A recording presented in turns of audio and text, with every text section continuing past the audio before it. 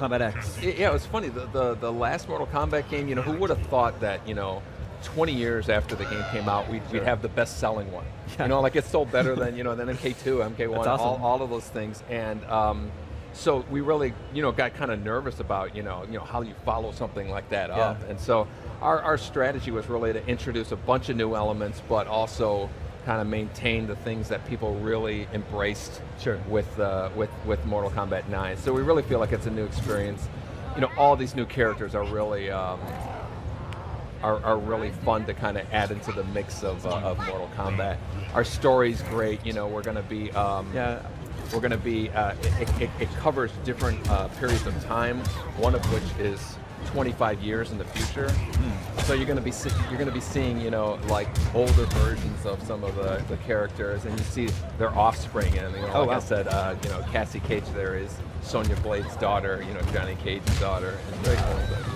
Yeah, it seemed in 9 you put a lot of care into the character stories and their cinematics. Is all that stuff returning for this one? Yeah.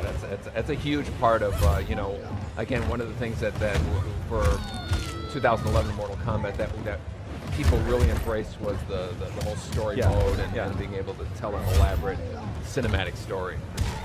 Now, are we seeing different variations for Cassie Cage and Ferra here? Absolutely. Before you noticed that her hands were kind of glowing. Right. This is her Spec Ops variation, whereas Torr, he doesn't have her on his back in this one. So all those moves that he was using where he was swinging around and throwing her, those are replaced with other unique moves to him. And it's a different, he's way more of an in-your-face brawler type of thing as opposed to a long-range one that's kind of jumping. She can call in, missiles from the special forces and come bombing on the opponent. And again, you have a different strategy when you fight against the Spec Ops version of Cassie Cage than like the Hollywood version. So it's a really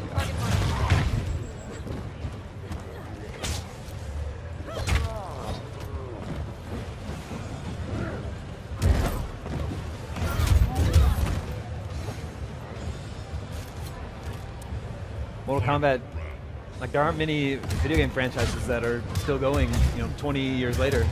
Like incredible. I said, I was just, we were so happy with how people embraced the last one, which came out, close to 20 years to the day of the first one. So it's just so cool that people still love it.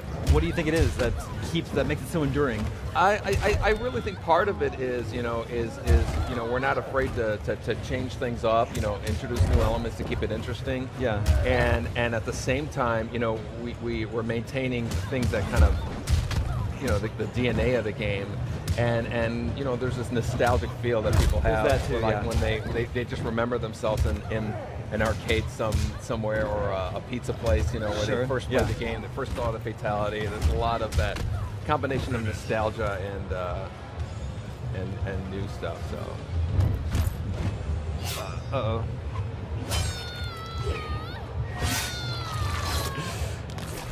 I mean, that's part of it too, right? Yeah.